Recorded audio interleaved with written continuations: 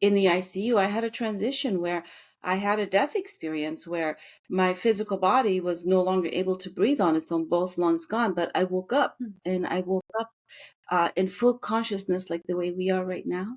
What is the thing or things that you've had to quit in order to become successful? I certainly had to quit Thinking it was too the big. person that I was to get here. being afraid that I was going to make mistakes. I quickly learned that the road to success is paved with failure.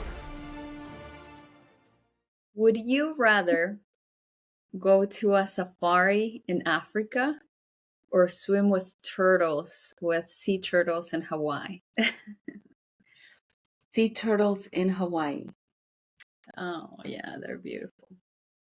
Would you rather have a chocolate cake or a caramel apple? Oh God, you're asking somebody who doesn't like sweets to choose. Oh, I'll you're like probably not. Yeah, like those, none of those two sound good to me, but I'll go with the chocolate. Okay.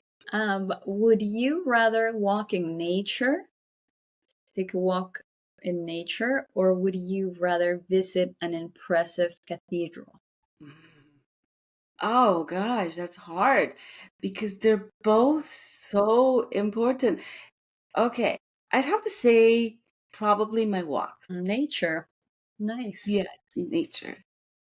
Thank you so much, guys, for being here once again for another episode of Successful Quitters, a podcast that highlights the things individuals have had to quit in order to become successful in their arena. And today we have someone very special. She is an intuitive energy healer. She combines her unique background in training in Reiki, bioacoustic research, and intuitive energy healing to guide individuals toward physical, emotional, and spiritual well being. Her approach helps individuals identify and release energetic blockages, restoring balance and vitality. She's a founder of the nonprofit IANS, which stands for International Association of Near Death Studies. Welcome, Leena Zafary. Oh, well, thank you so much. That was such a beautiful introduction. Thank you. Thank you for having Absolutely. me. Thank you for being here. Mhm. Leena, let's go back to the beginning of all of this. Tell us what Leena was like at 5 years old. Where were you at? Oh my God, are you kidding? 5 years of age. Wow. So go right into it. At 5 years of age, I was somewhere living or in the process of moving from Afghanistan into Pakistan to make my way into the US eventually. Yeah, that block of time was that event. And you moved with your both of your parents? I did, yeah. I moved as a young child. Yeah, we left Afghanistan back. Wow. So we came here in '83. So right before that, came with Yeah. my parents and my three siblings. Oh, you have three siblings. And were you the youngest one or? No, I actually have. There's five of us. I have four other siblings, but at the time it was just four of us. One came And later. were you the youngest one or where were you at? I'm the second oldest. My sister's older, and then I have three younger brothers. And what was it like to move to a different country and a different culture? Um, to be honest with you, I think I was just one of those kids that was present but not always present. I always find joy, I was always interested and intrigued by things. So somehow I always was entertained. It was good. I was blessed to have family, so I was always surrounded by family, parents, siblings, lots of aunts and uncles and cousins. So I always was in a very tight knit community. No matter where I moved, I always had like community and family. Very nice. And how was high school? Like, were you popular? Did you keep to yourself? What was the most appealing thing about high school? Or did you No, I was hate it? not popular. I was there. I was really it was good, but it wasn't really my headspace, if that makes sense. I was already into being out into the world. It was almost like, I don't know, I wasn't a popular kid at school, but it was good. It was average, I So you guess. were like kind of like ready to move out of that stage. Is that how things Yeah, I were? think I was always more mature for my age. I've always been way more mature for my age, and I always felt like, oh, I know this. But like, I don't know, there was just this a different sense of maturity in me that I was ahead of my time always. Yeah, I think the same thing happened to me. And one of the Yeah. reasons is because I was always surrounded by older people. Mhm. So I was thinking about other things and having different interests. So it's hard to stay there and enjoy maybe what other kids are enjoying or other teenagers. Yeah. And then you chose to do what after high school? Oh gosh, after high school, I've been a little bit of a serial entrepreneur. I've tried different things, started different things. I had a cafe. Um, Mm, I did well in sales. I did a lot of like marketing and sales for companies back then, before like the internet and marketing was the way marketing is today. So I've kind of done different things. So it's just, yeah, lots of experiences. good, good for you. And in what city were you at then? Once, well, you're in Vegas. Have you lived in Vegas for long? Oh gosh, no. Uh, I don't. So I've been here since 2020, like end of 2019, I moved here, but I was in Mm-hmm. Houston and then I was in California before that. Um, and Mm, I've lived in the East Coast. I've moved around a bit. yeah, yeah. So then you decided when was it that your life changed? When was it that you had this near death experience? So the near death experience happened in January of 2014. Mm, Um, yeah, and then it changed my life really, really drastically. But the change that occurred for the like 15, 16, 17, 18, it took me another 4 years to figure out what happened to me. Because, would you give us? Oh, go ahead. yeah, no, please ask. Oh, I was gonna say, would you give us a little detail on how it went? Where were you at? What stage in life were you at when Ah, this happened? oh, yeah, absolutely. So in 2014, I was actually married. I had I had two children at the time. I was married. I was living my life. I was a devoted mother. I mean, I started my life later than most people. Like, I didn't get married till I was 30, so I was a later mom. So, you know, I got to just, love on my kids. I was, at home raising my kids. Um, so I had a good, healthy, safe life. Like, everything was good. Um, but I guess the universe was trying to wake me up to something, to way more than what I was utilizing of myself for, kind of like I was just, but the near death experience, if I don't know if your viewers are familiar with it, but I've shared my story, but I'm going to give you a little snippet of it. Basically, what happened was I got sick with a virus, the H1N1 virus. So I caught a cold, turned into a virus. I was unable to breathe, which landed me in the hospital.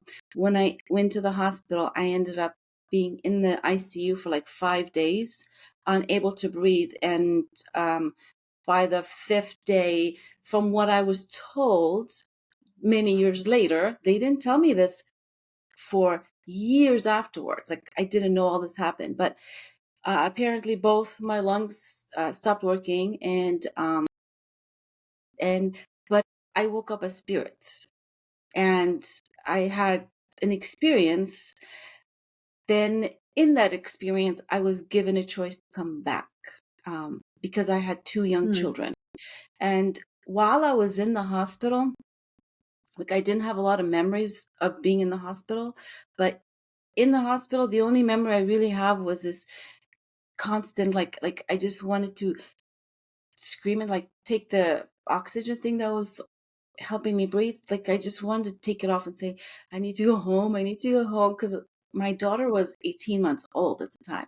So I was a nursing Oh, mom. I was geez. like, I need to go home. I need some my she's probably terrified, you know? And my son was turning 5. Um, so my son's Mm, birthday is January 13th. The synchronicities, right? January 13th is his birthday, and I went into the hospital, I think January 1st, 2nd, or 3rd sometime.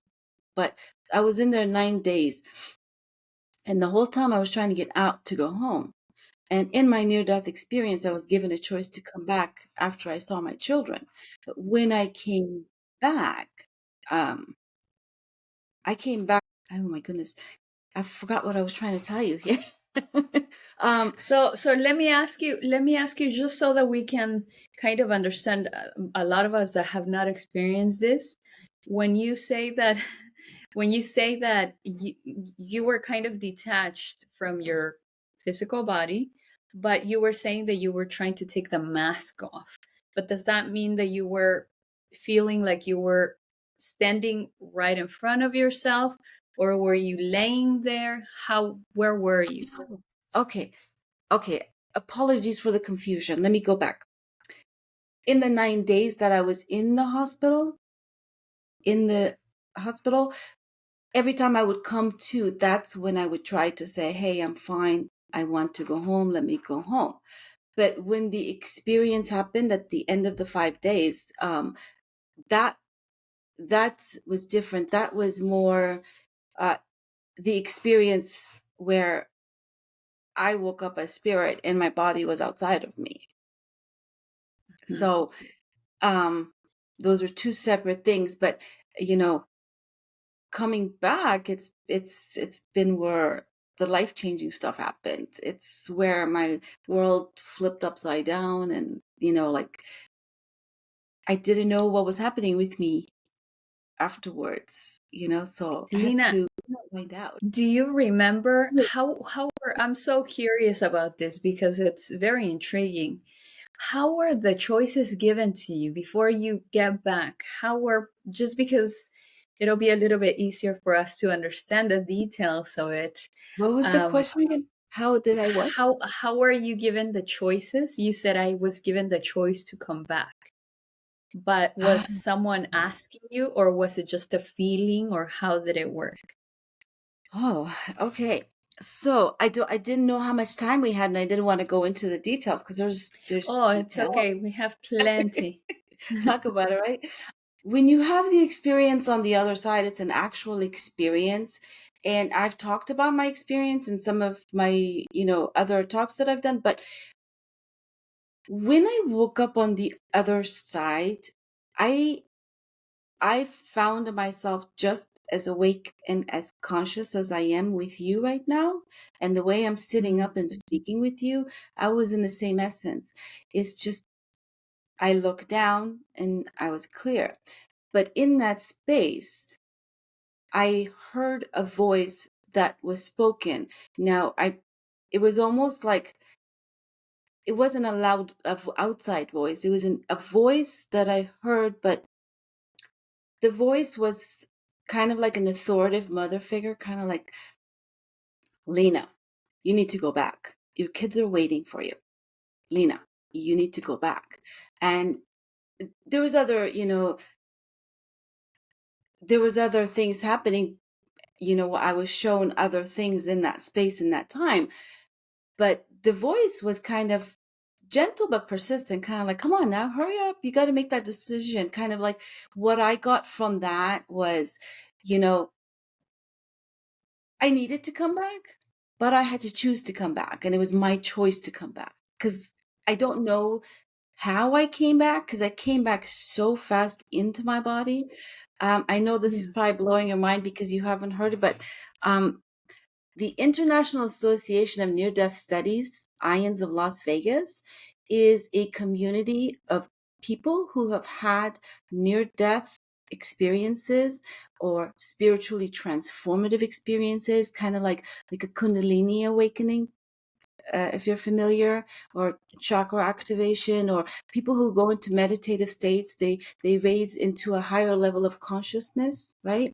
Yeah. These kind of experiences happen to people, and the reason why I'm speaking about it is because when it happened to me, the first 4 years, I never heard about it. There was never a dialogue or conversation. So when it happened to me, I didn't know what happened to me. So I had no language, no word.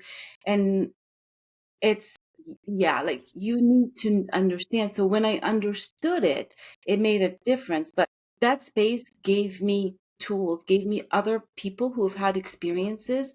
And there is scientific research, there is doctors, and there are medical professionals.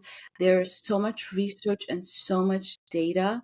There are so many people who've had experiences that has transformed them, that has changed them, but somehow it's hard to wrap your mind around it when you don't know. Yeah, yeah. Definitely. My grandma was very, she already passed, but she was very clear on the fact that she had experienced this. And she would tell me in detail everything that had happened. But what's interesting is that she would say, whenever you bury me, make sure that you put some sort of shoes, comfortable shoes, because I'm going to help go back and pick up my steps. She would say, I'm going to go back to where I was at, and I'm going to retrieve all the steps that I took, which was a different way of seeing it. But I guess everyone has a different experience. But she said it so many times that it Wow. seems very, that it seems very interesting to me that so many people have had all of these experiences. So you Yeah. came back, and now tell me, what was it like? Because you say that you didn't know about a lot of things until sometime later, but how did your life change? And why did you find out after? Did you try to research on Oh, what had happened to you? well, your life literally gets put on a different trajectory. At least I can say I speak from my own experience. Um, yeah, my life, you know, it first started off with, so there's after effects. So different people, when they have experiences, they call them after effects because it's not something, it just something that kind of happens. Like we, you become very sensitive, right? A lot Mm. of people, there are different clairs. I don't know if you're familiar with all the clairsentience, claircognizance, and all the different clairs. Like all those abilities starts to get fine tuned and more sensitive and more sharpened. Mm. But like not all at once, but it kind of happens. Like for me, I was I was able to see, oh boy, I was able to see things and feel things and hear things that didn't make sense. Like, um, I was able to see my youngest daughter who came afterwards run kind of like in front of me in spirit. And I was like, at the time I was with my husband, I was like, oh, we have a third child there, it's got curly hair. We have, No. and he looked at it like, okay, you're still on the medication and stuff. And I just brushed it off. But, here I am. I have a 9-year-old daughter who's exactly the spitting image of what I saw. And she arrived exactly a year later, you know? Wow. But, and these are like the fun things. But, honestly, it's hard because you, your perspective changed. Like for me, I was really, really sensitive to other people's emotions and energies. And because I didn't know that that happened to me, I didn't know that the extra emotions that I was feeling was not mine, but everybody else's. So that was hard, you Yeah, know? and that's one of the questions that I have for you, because I've spoken with people that are in the spiritual, knowledgeable in the spiritual arena, right? Mhm. And I always ask them, how is it that some people can feel other people's feelings? And how can you actually detach from it? So when you started feeling that heaviness, what was your reaction like? Wow. So, my reaction was difficult because um I almost felt like I kind of needed to. I didn't like consciously do it, but I guess subconsciously I slowly like isolated myself. I found being Mm. alone more. I was feeling better, so I kind of really went within. Like I was also a mom of three young kids at the time, so I had a very, very good valid reason to stay home and be in my own space. So it was great because I was, around my kids and my family, but it was difficult being out and about. And even people I know from distances, if I think about them, I would feel things. And I was like, am I making things up in my mind? Am I feeling things? And then later on, I would find out that that's what I was feeling. So I don't know, explain it to you how it works, but I feel energies and things, and part of, I guess, the way my brain tried to understand it was, I got into bioacoustic biology, which really made sense to me. I was like, get it. But it took me years to, you know, be able to explain it to people to get it, if that makes sense. Yeah, no, that totally makes sense. So this experience happened and you went back to your life of being a mom and maybe being a little overwhelmed through the feelings that you were having. And when was it that you were like, okay, what is going on? I need to find out more of why I'm feeling what I'm feeling. Oh boy. As time progressed, more and more, I started to have more spiritual experiences, more. I had another powerful experience in 2017 that really like, like shook things up. And I was like, all right, something happened, something is happening. And that's when just information would just come, and I just figured it out, like, okay, I found ions, and then I was like, okay, so I'm not alone, first of all. Second of all, there's words and language and research and that on other people, on the things that happen to me and the things that are happening to me and the way that I'm feeling and the way that I'm, living my life. It's all very like, it's almost like it's textbook, if that makes sense. But, Yeah. and you asked, how do you feel? And then how, well, what was that second question you had? So in 2017, you had this experience, and what I'm trying to do here is kind of like shine a light for those that are going through that, have gone through that, don't even know, that this was a thing, and they just went Yeah. through it and don't know what to do, and maybe they found yourselves in the same themselves in the same situation you found yourself. What was it that made you take that step and say, hey, what's going on? You said the 2017 experience, but what was it like? What happened then? In 2017? Oh boy. That's, oh, okay. I'm going to take a very long story and make it very short for you. So I had it's referred to as a spiritually transformative experience. So when somebody has a spiritually transformative experience, it's one of those moments to where people describe it as like the Jesus moment or that aha. It's not even the aha moment. It's almost like something indescribable happens, and it's like you can't talk about it, but you can't not talk about it, but it's like you're buzzing with it. It was an experience like that. So are you familiar with the float tank? Okay.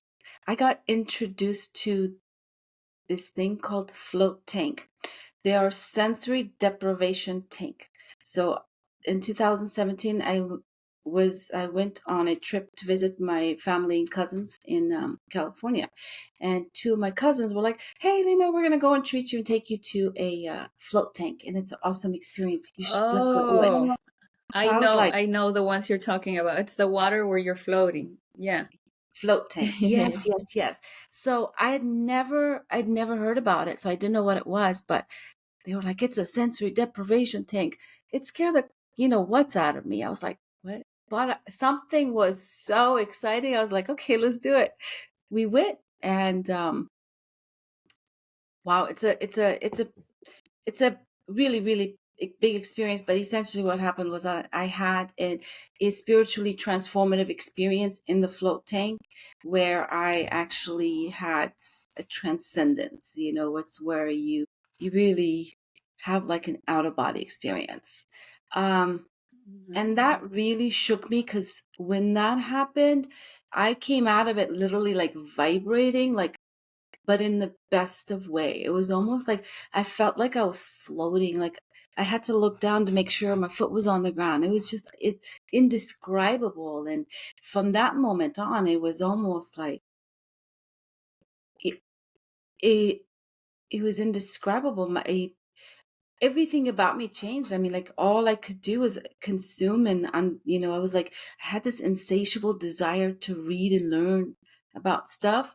And for the first time, I started picking up the spiritual books, and I started to read, because I was like, what happened to me? Where did I go? How do I explain what I saw and what I felt? So, and I was not a religious person. I was not a spiritual person. I was none of the stuff. Like, I didn't do none of the stuff. I didn't meditate, didn't know what chakras were, nothing. So all of a sudden I have this experience, and I'm downloaded with insights about my chakras, and I'm thinking, what are chakras? So coming back, I was like, it wasn't like an intentional, let me look at this. Things just came, like books would come, and I would read the book, and it would explain a piece and a part of the puzzle, and just kind of piece together what the spiritual community was teaching everybody to do through meditation, through mindfulness, through this, through all these activities. I started to notice, oh, wait a minute. What happened to me is what these people are talking about attaining and going towards. So I just kind of followed it backwards, and I read all these books, and like, okay, I got it. So that's when it was like, once I understood, it's it's like profound, because then you're not lost. It's like, okay, you know who you are, you know where you are, and you know what's going on. There's like, it's game changer. Absolutely. Absolutely. Do you think that there are certain individuals that are chosen to go through this? If so, why? Why do you think certain people go through it and others don't? Couldn't tell you. I don't know. I have no idea why. I think we are all the same. We are all the same. Some of us go through experiences to come back and let the rest of us know who we are, Hmm. who you are, who I am. I don't know why it happens to us. I don't know how we are chosen or what that means, but it's happening. It's happening to people all around the world. But because we don't talk about it, but because we don't, it's really one of those things that it's, everybody has their belief systems, right? And usually everybody's belief system contains some sort of religious or non-religious views, whatever it is, right? There's belief system. These experiences usually shatter those boxes, and it makes people very uncomfortable, because it tears all the lines and all the things, because now I'm telling you, well, I'm outside of that box, because here's what I went, and here's what I know, and here's what it's like, do you know what I mean? So it's really, it's something that's happening, but I feel like there's not enough conversation. Yeah, It's more common than you would absolutely. think. Every time I go out, I always meet somebody who says, well, this happened to me one time, or this happened to so and so. Everybody's connected. Everybody is having experiences. We just need to come together and share it so that we can find the truth ourselves and not to be dependent on other people telling us what to do and what to believe and what's the truth. Like, really. Yeah. And you said that you came out vibrating, and we're all energy, right? And so I'm curious as to how you approach healing through energy and what your Mhm. experience with that is. Wow. Um, Great question. Well, so so there's really two ways, not two ways, there's multiple ways, but for me there's two ways that use energy for healing, right? So one is very much into the space of, you know, I'm able to channel and create space and energy where people literally can, when they come, they feel whatever it is they need to feel. And when people willingly come, something happens. It's almost like a light comes on. And it's very interesting because part of my near death experience that I had, I was actually I'm going to tell you a little portion of it. In my NDE, when I was on the other side, I was shown a bunch of people sitting in like stadium style further out Mm, and in the darkness, so I could see people sitting. And I also knew that those were people who are still alive here because I was in a different state. Like, so when I looked at everybody in the distance, I knew that there are people, family and friends here. Like, I recognized them, but I couldn't see them. But when I looked at them, like I'm looking at you right now, it's almost like they would rise up and come closer, right? And then they would light up. But the moment they would get close enough to I could see them, they would actually turn into the flame of a candle. They would turn into light. So, mm, and I did that so too, because I was like, oh, and then so I kept looking at different people. And so I know that coming back here using energy healing, right? That's one, it's like being able to be in that space and to be able to exude that energy and that vibration, that. And then while since I came back, one of the coping mechanisms, or one of the tools, one of the things that actually helped me understand and like understand everything, was bioacoustic biology. So I I started studying bioacoustic biology, and then I got into bioacoustic biology, and I ended up becoming a practitioner. So I do research and I do I am a practitioner, but I do more on the research side. And basically, what bioacoustic biology is it's the study of the patterns of the frequency and the sound of your voice. So I literally take your voice, or I take the frequency and the structure and the sound of your voice. And from that, I decode it to everything that's happening within your body. So mm. mental, emotional, and physical, the state of all of that is contained in our voice. So when you hear my voice is very distinct to me. There's nobody else who sounds like me, right? Same as you. Yeah. We're all different. Like, our fingerprints are different and our voices are different. The reason why our voices are so distinctly different is because our voice is an accumulation of the vibrations of the thought patterns in our minds, connected, combined with the frequency vibration of the emotions that we feel, and then also the sound and frequency vibration of what's already manifested in our body. So any aches, pains that we have, all that together combines, and it echoes out into like what we call a voice. So you know how when you can talk to somebody, you probably notice it more in people that you do know versus people you just meet. But people who you know, like your circle, right? If you hear them and they're sad, even if they don't tell you they're sad, after talking to them, you're like, what's wrong? You sound sad, right? We pick up Yeah. on subtleties in each other. When we pay attention to each other, when we listen to each other, we can actually hear in each other's voice emotions, and we can hear stuff in each other's emotion and in each other's voice.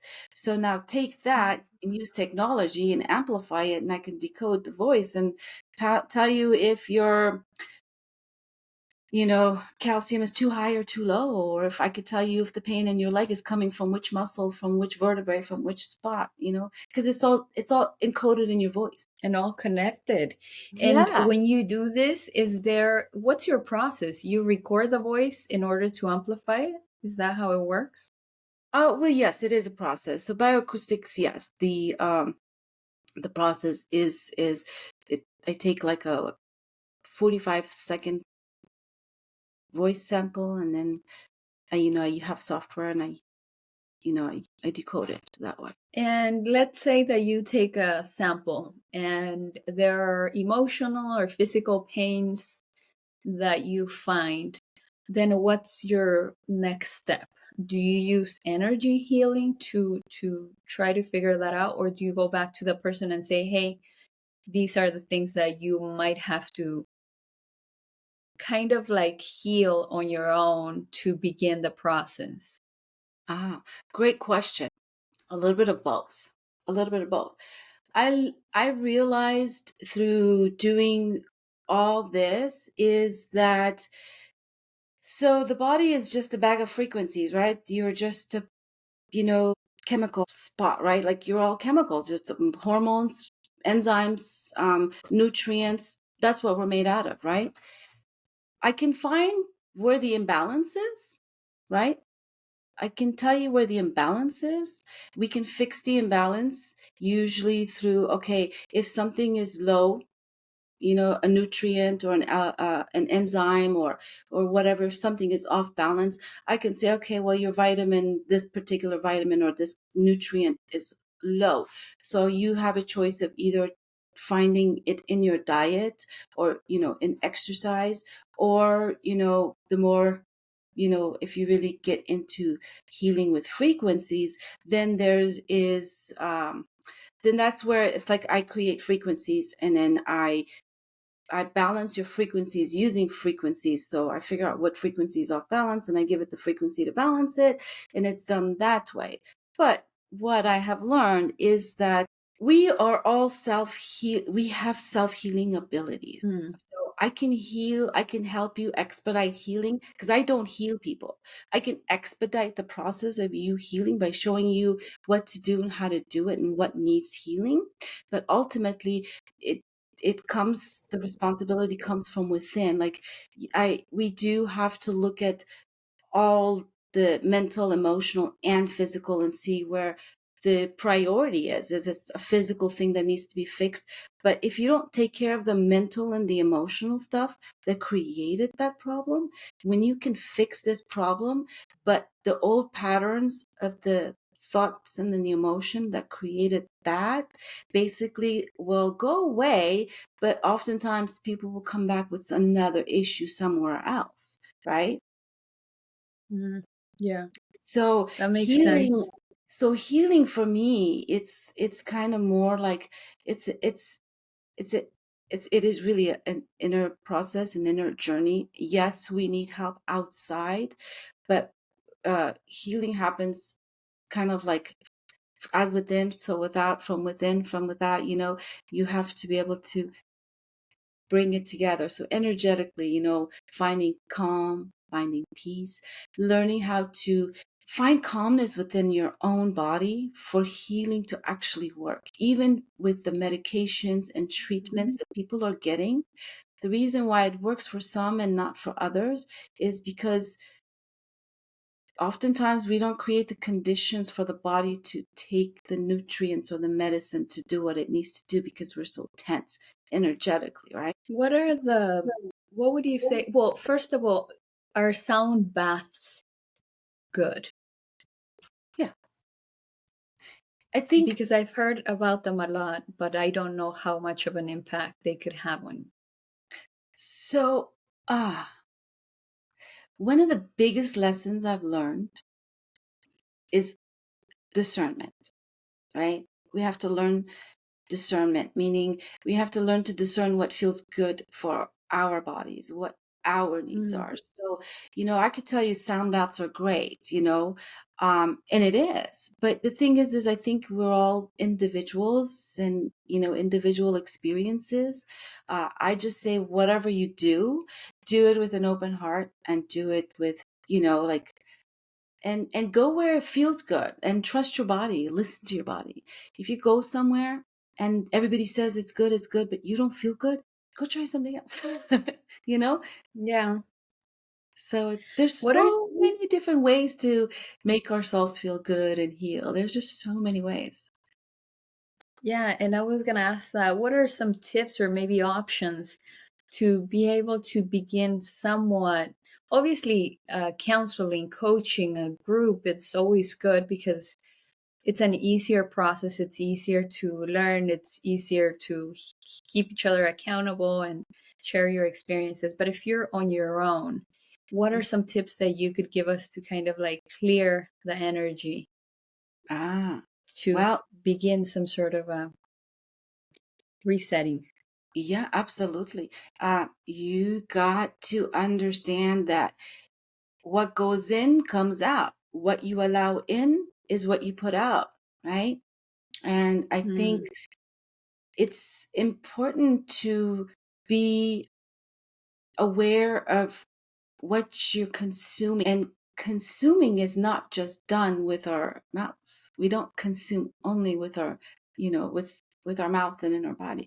We consume with our eyes, we consume with our ears, we consume with all of our senses, and we have to look at all of our senses and say, which one of my senses can I, add some more positive input in there. You have to choose to put positive stuff in. Like, you have to choose what kind of materials you're going to look at, what kind of music you're going to listen to, what kind of foods you're going to eat, what kind of conversations you're going to have. Like, just be aware of those things and just understand that whatever words and thoughts you have, whatever you speak comes back.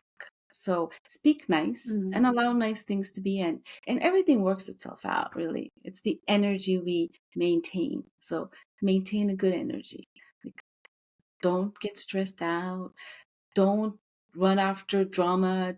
When things present, learn techniques to center yourself, calm yourself. Like, it's a lot of stuff happening in this world. There's so much, with social media, TikTok, our attentions are constantly being pulled. So we just have to learn to, take time for ourselves and only allow things that fuel us and make us feel better and positive and give us positive words to share, not what's happening necessarily. Yeah.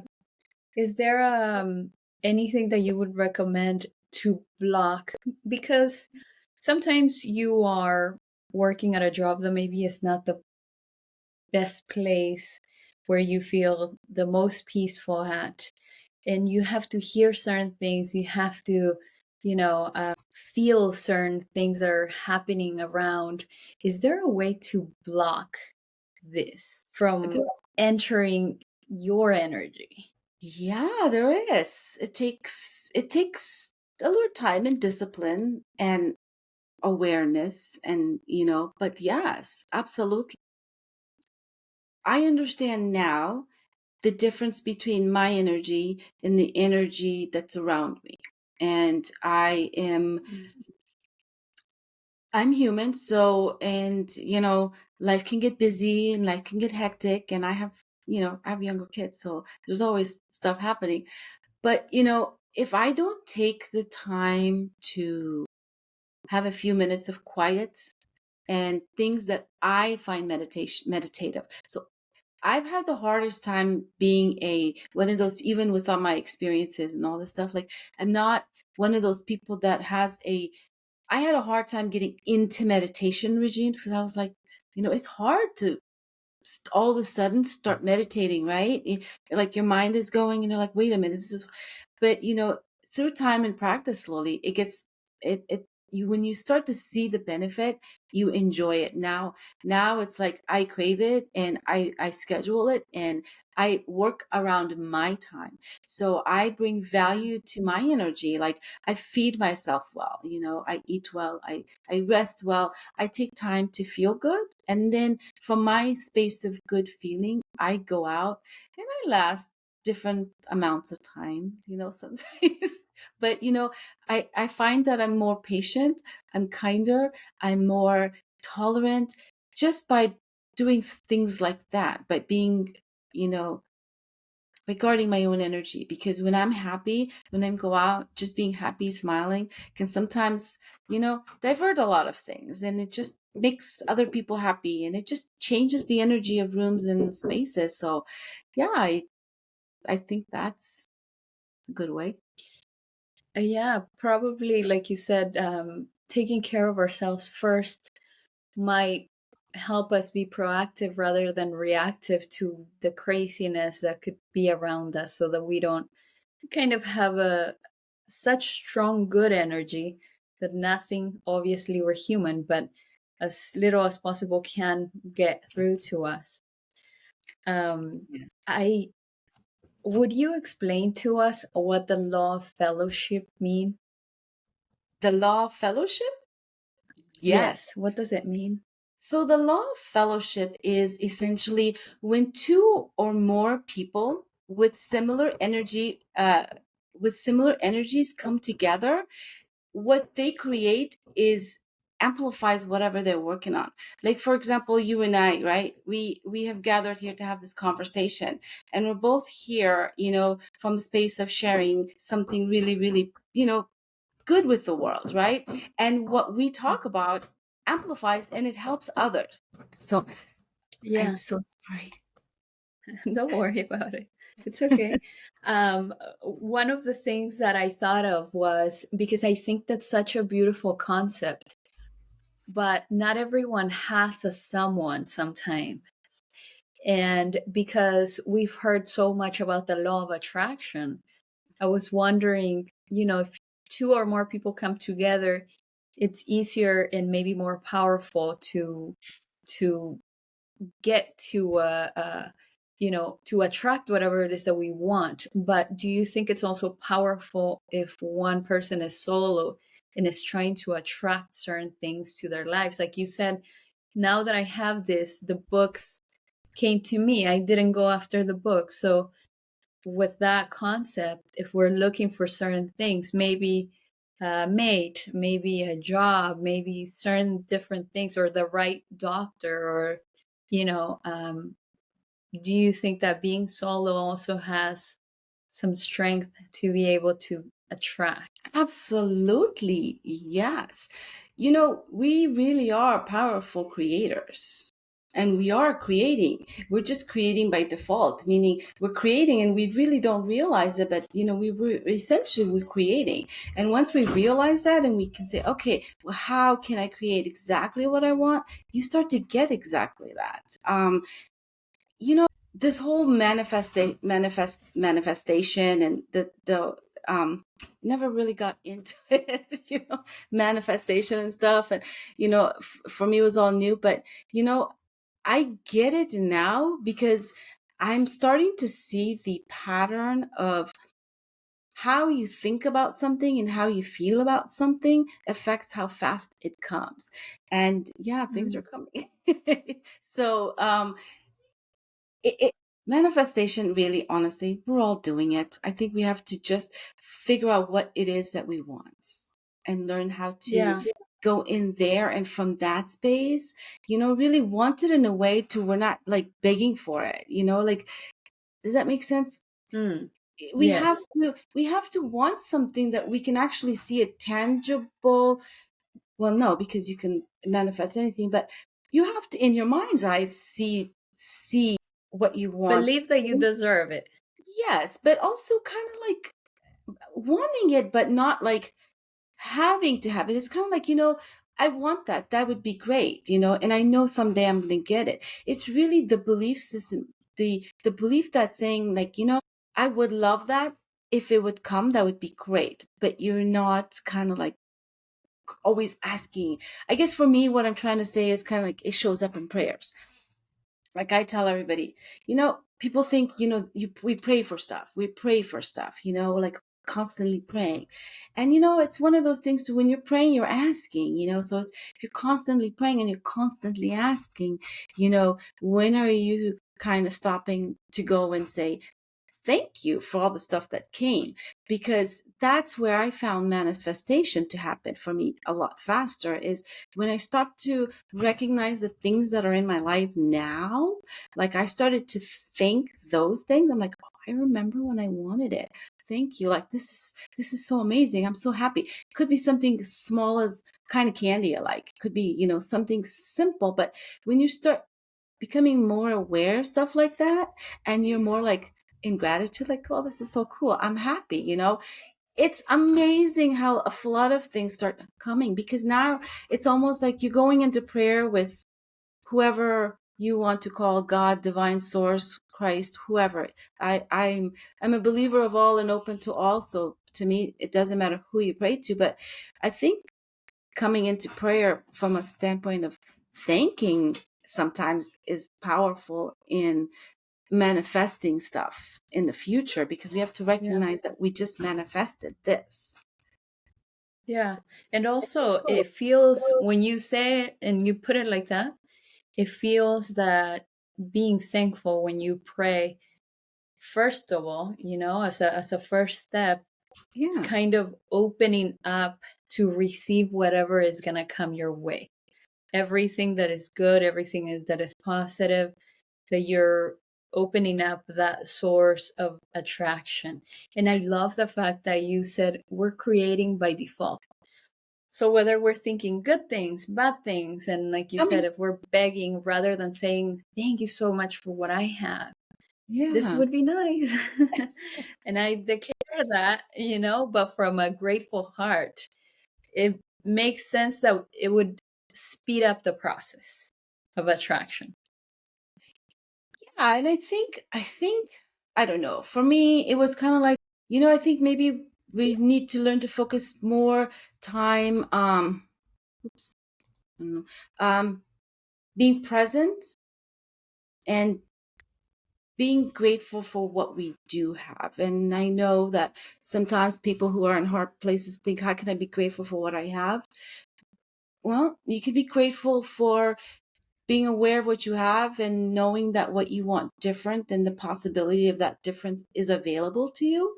You just have to figure it out. But right there, like you can change anything at Yeah, any. yeah, most definitely. Leena, what are the things that you've had to quit in order to become who you are now? Wow. I've quit so many things. The reason why I liked your podcast, Successful Quitters, I was like, oh my God, finally. Because I felt like I've done so many different things in life, and I've tried so many things, and I'm always into things, and I find myself, am I quitting when I'm going to something different and I'm learning something new? So I was always, quitting, don't quit. And I was like, but how can you move forward to new experiences if you don't quit stuff? So I was always kind of like, okay, so am I a quitter or what? But successful quitters, you're like, okay, wait a minute, hold on a second. She's onto something. Because yeah, I had to quit a lot of different little things. But I think the biggest thing is I had to quit taking other people's emotions and behaviors personally. Like I realized, like, Mm, do you know what I mean? Like I had to quit internal stuff, like releasing, like, little things like that. yeah, yeah, Because that's really what weighs us definitely. down, right? Is um, little emotions that we kind of like keep in the corners of our heart that kind of show up when we're alone or when things go bad. They all like, Yeah. I mean, what happens is that for example, for me, it's not the finances, it's not the things that are outside, but usually it's like people that you care for sometimes, and and thoughts and energy, what they're thinking, what they're feeling, that can weigh you down so much more than anything else that's on the outside. So I'm very happy for you. Yeah, thank you. The thing is I think we have to, like, for me, I realized that we're all having an experience, and we all have good days and we all have bad days. And who am I to judge somebody else's bad day? Because I have my bad days. So, it's like, giving people that grace and that space to have a bad day and not taking it personal, and, allowing them Mm, to write it out, because, makes a big difference. I love it. Leena, Yeah. where can people find you? I have a quick question right before this, which is how much is a session of the acoustic bioacoustic, I Bioacoustic guess, sessions. So, roughly, just so that people can know what that looks like. so, right now, I'm not taking any clients. Like, I'm not doing that at the moment. Right now, I'm doing some research in that space. So I'm working on some projects that I'd like to, um, I'm working on to bring out in the meantime. But, right now, I'm also holding space and really bringing awareness to my Ions of Las Vegas, because I feel like Mhm. that's where a lot of impact can happen, because there's a lot of people who've had experiences or who have sensitivities that, finding community makes the biggest difference. So those are my passion projects right now. But you can, I have Ions of Las Vegas page. You can go there, or I do have a website and I do have a Facebook page that you can message me, connect with me, ask questions. I love questions. Yeah, What name are you on Facebook with? I think everything is my Leena. name, Leena Zafary. Okay. It's simple. I'm like Perfect. Leena Zafary. Perfect. I wasn't sure if you were under IANS, but through IANS, what are the things? So, can you give us a quick explanation of what you guys do within this nonprofit when it comes? Let's say that I want to be part of it, and I just had an experience. An experience. Is it weekly gatherings? How does it work? Oh, great. Thank you. So with Ions of Las Vegas and Ions, that we have basically two parts. So one is education and awareness, where we have a stage and we bring doctors, scientists, researchers, and Mm. experiencers to share experiences, share research, share medical stuff, share all kinds of knowledge to educate and to bring awareness. And then I also host. Right now, I'm doing bi-monthly, like every other week, but we have a lot of different meetings or events on the ions.org website. There's all kinds of groups for people to come. And these sharing groups are wow, they're amazing. So it's 90-minute sessions. And in these sharing groups, people come who have experiences or who is interested, or wanting to learn, or who has a family or friend or somebody who's had an experience and they want to understand them. Because it's really, that was my thing, is I had an experience. Not only did I need to understand and educate myself, but I had to help the people around me understand why I am the way I am. And because as clueless as I was, they were even more clueless, because they were like, what is wrong with you? What's For going on sure. with you? Yeah. Am I safe around you? Yeah, well, no, they Yeah. would say, but I was like, okay. But so the sharing group serves as a community for experience to connect with other experiencers who understand their journey and their experience, even though it might be different, but understanding it. I have Yeah. a little short analogy with that, and it's funny because I was thinking about this, but I guess I'm going to share it. It's kind of like, you live in Southern California, and there's probably a chance of you have gone to Disneyland, right? So for Mhm. somebody else in another part of the world who's never been to Disneyland, they don't know about it, and you come and you're telling them about this place and the streets and these, characters and the princesses, and they're like, "What are you talking about? There's a place in California with streets that like, what?" But they want to come and visit. But until they actually come and get to walk and experience it, they will never really understand what you experience there. All they can do is want to experience it because they can see the joy in you. Having Yeah. experience is almost kind of like that, like we come back and, we want to tell everybody about the truths. We all have different truths and different things, and we want to share it, and that's kind of how I see it. But Yeah, totally. And do you have anything online for people that are outside of Las Vegas? so my right now, my meetings are online. It's on Zoom, so anybody can from anywhere can Oh, join. You can go on to wonderful. my website. You can actually, it's free. You can just there's it's under meetings. You just register. It's a Zoom, just so I know who's coming. And yeah, you just show up. I send a Zoom link, and I hold space, and we just it's just a beautiful space. That's perfect because anyone from around the world can actually experience this support. Yeah, I right So, now I have people from Canada, from all parts of the world who show up weekly, and we sit and we talk, and we just it's beautiful, it's really it's nice. yeah.